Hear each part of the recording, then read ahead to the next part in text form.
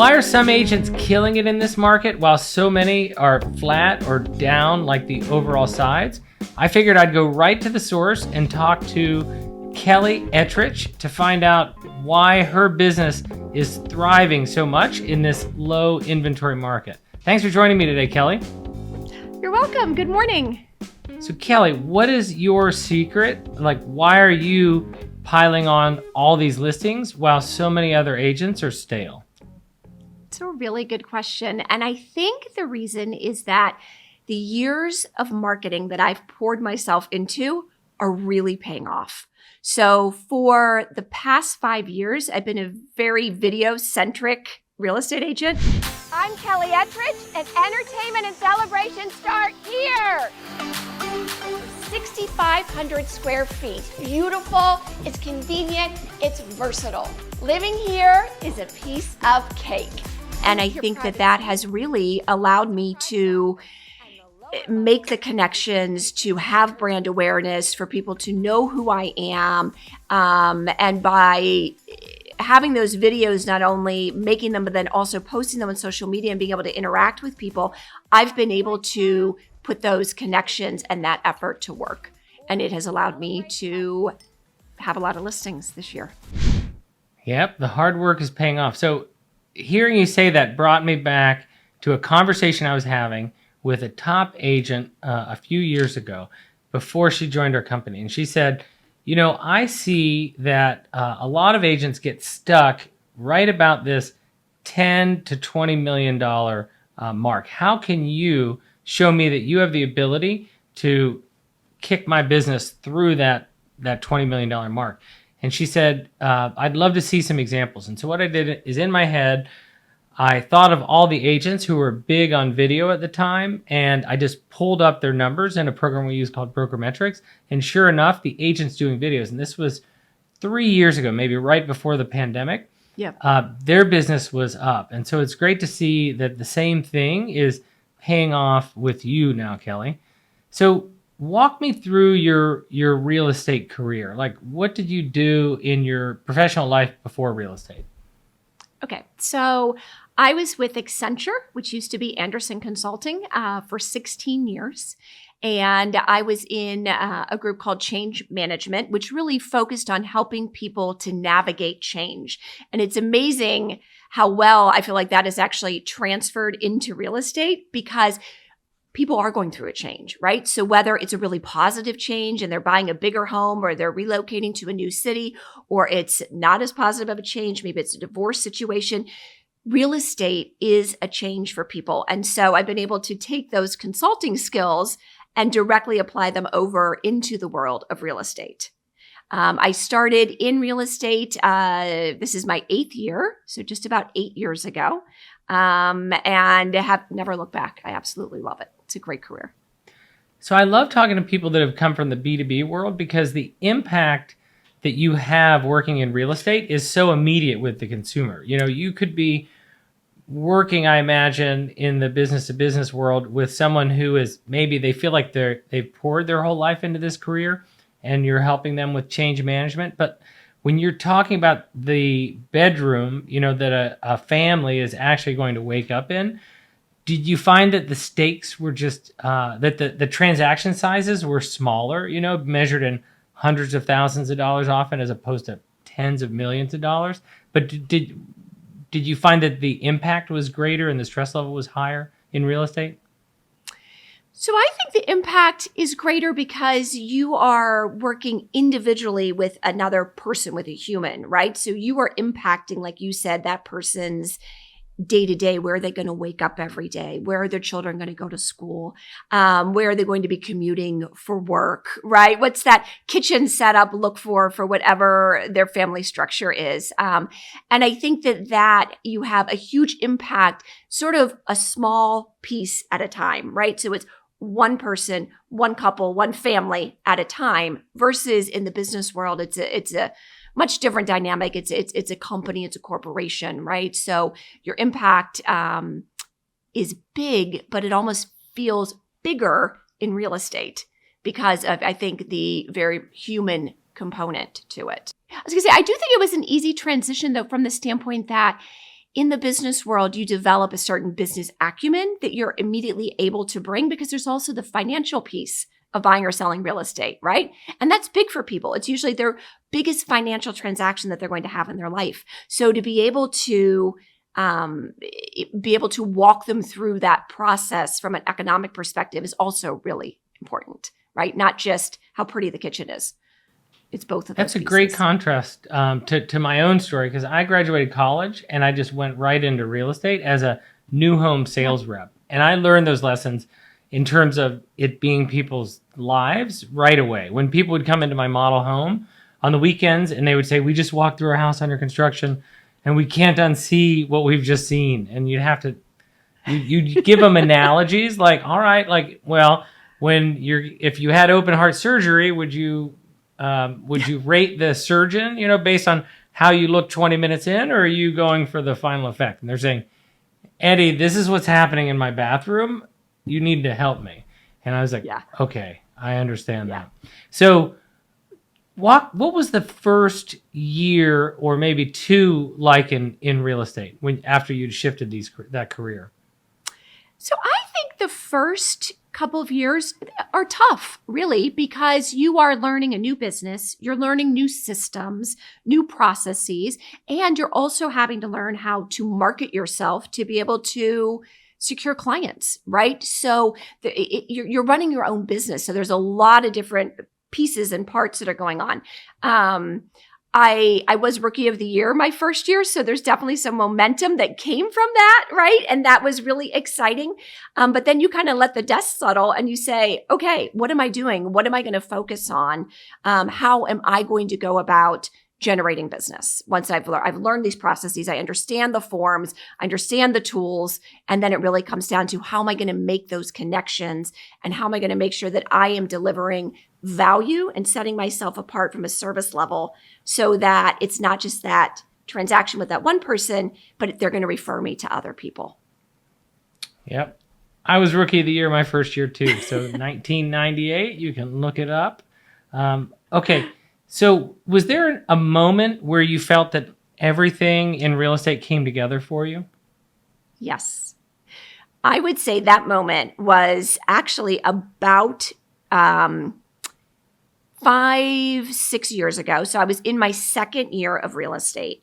And, like I said, I learned the processes, understood the forms, and I was really focused on how am I going to generate business? How am I going to generate clients? And I'd been to so many different seminars learning, it could be geofarming, right? It could be, getting involved in your community. It could be door knocking, right? It could be video. And if you just dabble in all of that, which is kind of what I felt like I was doing, I didn't feel like I was getting any momentum. And I said, okay, I need to go all in on one thing. And I was actually at a business planning session, with you and the Redwood team, along with Tom Ferry. And we were talking about video. Video kept coming up. And I thought, I wonder what this video thing is. Maybe I should really look into this further. And decided that was the route I was going to take. I was going to give it a try. And so I posted my very first video on October 3rd, 5 years ago. And I'm actually going to put it out there in the social media world again, just as a little throwback. But, my sound wasn't good. The audio wasn't perfect. The video wasn't perfect, right? But I decided that was what I was going to do. I was going to throw myself all into video. And it's been amazing, Eddie, to watch the momentum and how that has just taken off and really, set me sort of sailing. I remember that moment when you were on stage with Tom. We were at some type of an event center, and yes, we had been talking, correct me if I'm wrong, but I think during the break, maybe you had talked with Tom and then he just really loved your story and he wound up bringing you to stage. And I feel like you guys talked for 10 or so minutes. And afterwards he told us she's going to be a total rock star. And Tom has great instincts in terms of, who to zoom in on and what stories to tell. And so I'm sure he's excited to see this and see how the story is evolving. Yeah. It worked. It did. It worked. It's working. It's still working. So walk me through the journey of what it took to become what I'd consider a video-centric agent. Okay, so when I decided that I was going to go all in on video, it was a little bit of like, okay, well that sounds great, but what am I doing, right? What am I talking about? And it was actually, and I think you've probably heard this story before, Eddie, but it was a conversation with my now husband. We were at dinner, and I said, there's this big focus on video, and I'm trying to sort through what I want to, my topic area to be, and we were discussing how Ashburn had just been rated the number 2 place to live in the United States. This is 5 years ago, right? And I was like, well, of course it is, because it's a great place to be, right? I love living here. And so I thought, that's it. That's what I want to talk about. I want to talk about, here are all the things that you get when you move to Loudoun County, or here are all the things you get when you move to Northern Virginia, right? That are not only the brick and mortar home that you buy, but also the restaurants, the stores, the event, the community, right? All of that really makes up someone's living situation. And so I decided to start a series called Why I Love Living in Loudoun County. And it was really my opportunity to feature small businesses, feature different parks, different venues that you can go to in the community, different events, but to really try to focus on, here are the things that make living in Loudoun County so great. So that was my first focus on video. And I was amazed at the reception from people.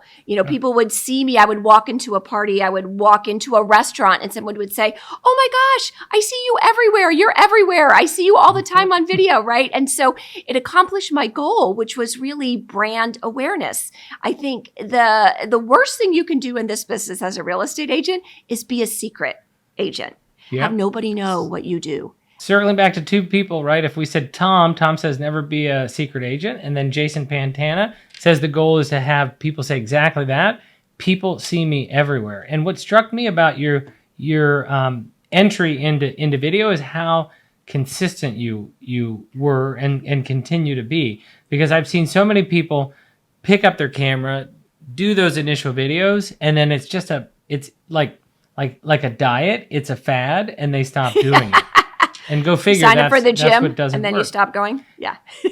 So 2 questions. I would love to know, describe your nerves on that first video shoot, number 1. And then how do you keep your topics fresh? And do you ever get to a point where you feel like you're in a rut and you're not coming up with new materials, and maybe that gets you frustrated?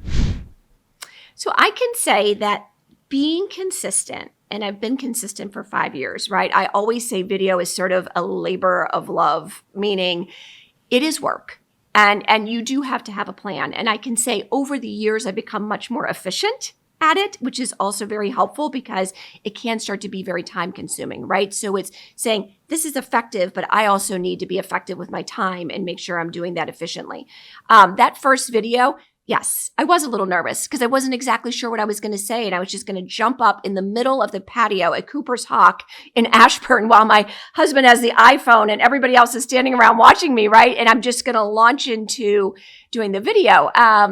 And I now reflect, I just did one recently in Leesburg outside of Tarbenders, which is kind of speakeasy bar. And there are people walking up and down the street, and it didn't faze me at all, right? So why is that? Well, I think it's because the more you do it, the more comfortable you get. I also think I prepare a little more than just jumping up on my feet in the middle of a restaurant, right? So, and it's preparing not only what's my topic, what are a couple key things I want to say, but it's also what am I going to wear, right? What is my hair going to look like, right? All those things factor in because I think people are afraid of what they're going to look like on video, right? So start somewhere, right? Start somewhere with your favorite outfit on and your favorite topic, right? And have some success. But now I kind of batch it, Eddie. So I try to say, I'm going to go out and shoot 5 videos. And I literally, if you look in the back of my car, I've got 5 outfits hung in the back. And, I just switch my top for every single video. So it allows me to be more efficient. To answer your question regarding topics and does it ever get difficult or do things ever get stale? I've kind of morphed over the course of time. I still focus on local businesses, but I've also a year ago started to branch into real estate topics. So I do something called Coffee with Kelly, and I answer real estate questions, right? So those are most of the time things that come from my clients or from when I walk into a party. I mean, there's not a party I go to that someone doesn't come up to me and start asking me about real estate, right? So I'll take those questions back and weave those into my Coffee with Kelly series. And that's where a lot of my content comes from. I think it's also okay to go out and watch what other agents are talking about. What topics are they focused on? And is there a way that you can also take that same topic and be able to present it in your own way out to your audience? Do you have a fancy producer, or do you largely do these on your own? All of it is done, all of them except my listing videos. My listing videos are done by a professional listing videographer, photographer, right? But all of my Why I Love Living in Loudoun County and Coffee with Kelly, it's done on an iPhone with a ring light, right? And a really good mic. And that was the key for me, was to get the sound right. But they are filmed either at home or at the venue on the iPhone. And I actually, it's funny, I dabbled a little bit in having somebody professionally do them, but I didn't find that the value was there for the cost. And I think that there's also something really nice about people being able to see you be human and real and personable. And sometimes when they're too professional and too fancy, you don't make that same connection with your audience. So no, they're homegrown. 3 things in common right now. We have the Pittsburgh connection, we have Rookie of the Year, and we're both filming on iPhone. So I'm looking right into my iPhone 14 right now. So There you and go. I've got my fancy mic. So it's all you need to get started. Your first video went way better than mine. My first video, Peter Brewer, if you're watching, was touring our offices doing classes on video. And he's like, come on, mate. Like, everybody's struggles on video. I'm sure you're going to be fine. I turned around my camera and I went like this, and I could just see his face go completely flat because he had just met the one person that was truly not good on video. And if you want to know how I overcame my discomfort for it, it was a teleprompter app. And I finally got to the point where people started telling me, you'd sound better if you did not use the teleprompter. But what the teleprompter gave me was comfort, right? I no longer froze. I just read the lines on the screen. So if you need to take baby steps, consider a teleprompter app. It certainly helped me. That's a really good idea. And I know one of the things that I do is I used to be involved with the Dale Carnegie organization, and we would encourage people who had a fear of speaking, which is, I don't know, something like 90% of the population, right? Public speaking, is to practice in the mirror. So stand in your bathroom and practice what you're going to say in the mirror. And if you can get through talking to yourself, you are going to be fine when the camera turns on. And I do that a lot. Like with listing videos, I want to, practice what I'm going to say. And I'm there in my bathrobe, talking to myself in the mirror. But then once I get in front of the camera, my nerves sort of fade away. Mm-hmm. That's great. How do you measure success on video, right? How does winning friends and influencing people, so to speak, in Dale Carnegie land, how do you measure your success on video? So I think measuring success on video is challenging. And the reason I say that is because have I received the call from someone who says, hey, I saw your video and I'd like to talk to you about listing my house? Yes, I have. And I do have, several of those that I can point to. But I don't believe that those are the only people who have reached out to me because of video. I think that you really measure that success through the connections that you make with people over social media, right? So the conversations that you start to have. I think from when, I walked into a PTO meeting the other day, one of my daughters is now in high school. And the first thing when I walk into the meeting was, oh my gosh, your videos, I love your videos. Hey, if you guys don't know who Kelly is, she is the leading realtor in our neighborhood. You've got to watch your videos. Oh, and would you make one for the PTO, right? So it's those types of things that happen that make you say, okay, it's working, right? It's brand awareness. It's that I'm now the knowledge broker for people in the area of real estate, right? And it differentiates me from other realtors who aren't doing video. So take me back to that moment in time when somebody called you on the phone and said, I just watched your video. I'd like to work with you as my agent. It's okay. I'm going to give you two examples because one's on the listing, one's on the buyer side. And I remember both of them like it was yesterday, right? So on the listing side, it was a couple in Ashburn, and he reached out to me and said, hey, we want to know if you would take us on as your client. It's like music to your ears, right? I said, hey, well, I take you on as my client. And he said, I went out and Googled realtors in Ashburn, and he said there were a lot of names that popped up, but yours was the only one that had a video. And he said, you stood apart from the other agents, and I'd like to talk to you first. So that was the first one. And that was probably, I want to say maybe 4 years ago. So that was about 4 years ago that happened. On the buyer side, that was probably a year and a half ago. And that was actually somebody watching my Coffee with Kelly series, answering realtor questions. And it was actually a guy who called. He left me a voicemail. I happened to be in a meeting, and he left a voicemail for me. And he said, my wife insisted that I watch your videos. He said, we are so frustrated with our agent right now and feel like they are not representing us well from a buyer perspective. And she said, you have to watch Kelly's videos. She talks exactly like you do. She says it exactly like you do. You need to watch her videos. And so he said, I would like to talk with you about representing us as a buyer. And within 1 month, we were under contract and closing on $1 million house for them. Bam. So I take it both of those appointments were probably easier than appointments in the past because they were already familiar with you? Yes. Okay. So you bring up a really good point, which is those appointments were easier because they were already familiar with me. I actually find that most of my appointments are easier now because of video. Because even if they haven't seen my videos, one of the things that I will do is prior to that actual listing appointment or prior to meeting them as a new buyer, I will actually send them links to a couple of my videos or friend them on Facebook or Instagram so that they can start. So they feel like they already know me when I walk in the door. So I'd love to hear how video fits into your other business sources. For example, we talk a lot about your sphere of influence. I'd love to hear how video impacts that. Your geofarming, it feels like that's probably a natural fit as well. So talk to me about that.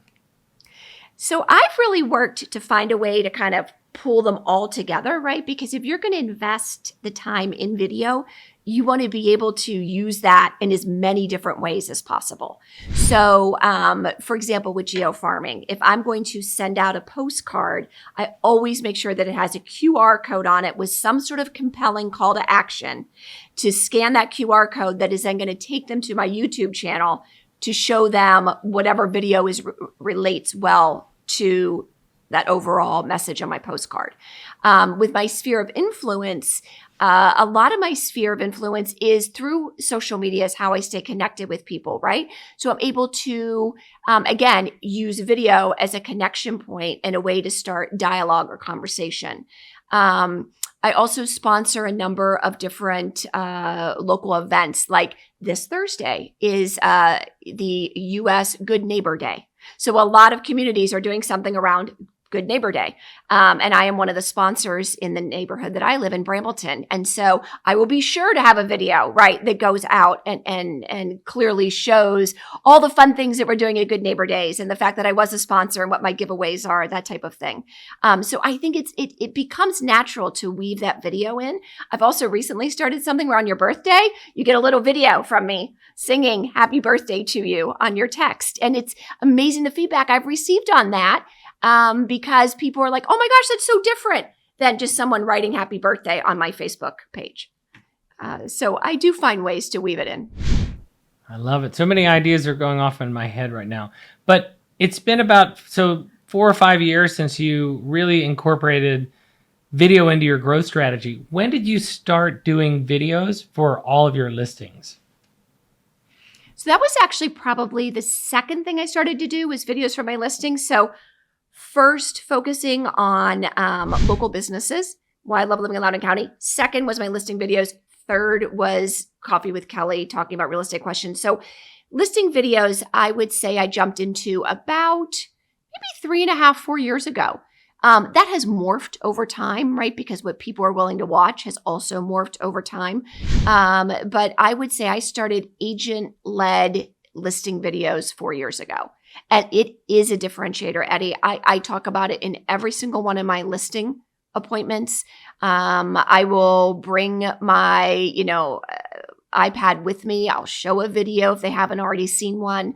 And I think that the magic behind that is you are able to tell a very different story about a property, about a home through video than you are through photos and through a written paragraph. So it gives you really a chance not only to market yourself as an agent, but also to be able to tell a story as it relates to that property.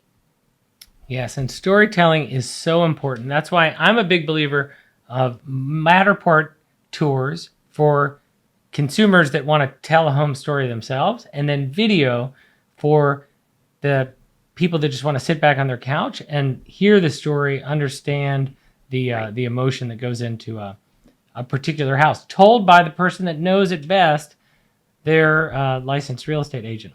So Kelly, what percent of the time do you believe a seller picks you over the other agents that they're considering just based on the quality of your videos? I would say at least 75% of the time, if not more. I've had even, where I'll be at a listing appointment and I think it's going very well. And then later I will ask them, how did you choose me? And, the partner who was really quiet and didn't say much will all of a sudden pipe up and say, oh, because I saw your videos. And the houses that we're looking at, that we're moving to in California, all they're doing is videos. And then I started to look here and I'm like, why is no one else doing it? But you are, Kelly. And that's why we wanted to go with you. That's it. So if you're listening, it's pulling consumers into the funnel, right? And then it's getting consumers into the funnel, and then it's pulling them through there at the end. So we talked a lot about listing videos. We talked about your your business-centric videos. Do you do videos for buyers as well? So a lot of my Coffee with Kelly topics are buyer related. And so I'll take, little pieces out of that buyer process and I'll focus on that in a video. And so, yes. And when I'm working with a buyer, I will actually say, hey, you know what? And I'll answer the question, but I'll say, oh, that reminds me, I do this whole series answering questions about real estate on Instagram and Facebook. Why don't we become friends? And then you can go and look at some of those videos. And so they do. And I think they feel like that's a level of education and service that I provide that they may not be able to get somewhere else. Do you ever send, when somebody asks you a question that you may not have the opportunity to answer in as much detail at the moment, do you ever send them a video that you've done in the past on the topic? I do. Even sometimes when I've answered the question, I'll go ahead and follow it up with the video, right? Because sometimes in the moment, you don't remember everything, meaning the person that I'm talking to may not remember everything that I said, or they may want to reflect back on it. So I'll go ahead and really quickly shoot them over a link to that video. And again, that's just one more opportunity to connect with them, one more opportunity to stay front of mind. Kelly, that was amazing. Thank you for sharing all of your wisdom with everybody, and they can see you online. Just Google Kelly Ettridge. Her videos will appear. Thank you for sharing your time. Thank you so much, Eddie. It was great talking with you.